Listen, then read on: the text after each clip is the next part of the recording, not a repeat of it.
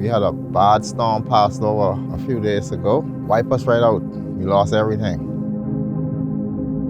We clung to the fig trees for 12 to 13 hours. Then we had an older friend, 70 years old. We was holding on to him. We didn't want to let him go. He asked us a couple of times to let him go, and we tell him we ain't gonna let him go.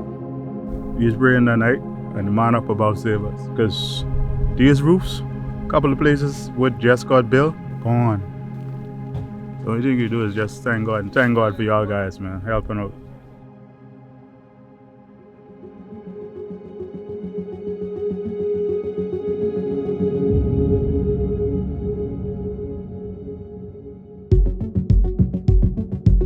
So week 2 after Dorian, we're now in the recovery phase. Bahamians want to get back to their lives. What we're doing right now is bringing kits that will allow people to have dignity, cook up normal food, have access to clean water and shelter, and they can just get on with rebuilding. In collaboration with GlobalMedic out of Toronto, we've been loading camp tents, water filtration systems, and food kits, which will go to some of the outer islands that we've been visiting and scouting. Now that we know which areas are in need, we can go back with more reinforcements and deliver this much needed aid.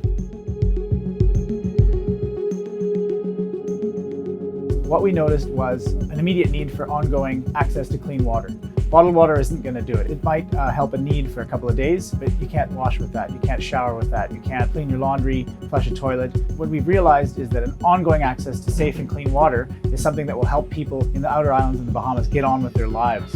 Today, we're loading rain-fresh water filtration pumps. They've come by Air Canada cargo thanks to GlobalMedic. What these pumps allow villagers to do in the outer islands here in the Bahamas is filter out the sediment, the germs, the bacteria. There's a UV filter at the end to make sure that 99.9% of all viruses and bacteria are eliminated before clean water comes out the other end. So people can use the wells to get on with their lives.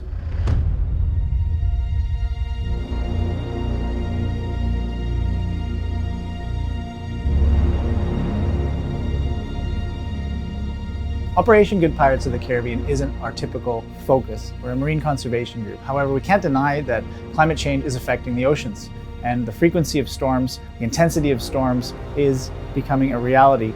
And we intend to continue partnering with the Bahamas in the future and see how we can help from a marine conservation standpoint.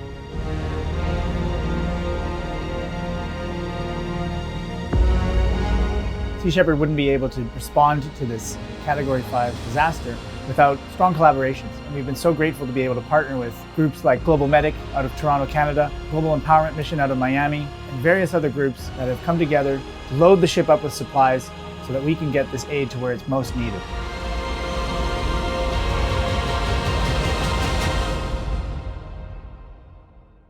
Working on the ground here on a daily basis, for example in Sweetings Cay the other day, we were bringing stuff ashore with our Zodiac. Samaritan's Purse was landing with their helicopter. It's just so great to see all these different NGOs working together.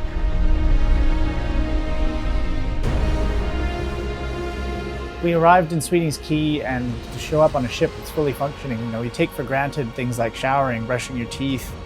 There is nothing left on Sweetings Cay that works. There's no roofs, there's no electricity, there's no running water, there's no sewage, there's nothing to cook with. They've lost everything. It was a really powerful experience to be able to be there on the ground and get a first-hand interaction with these survivors. It really makes me feel we can make a difference, that we can help.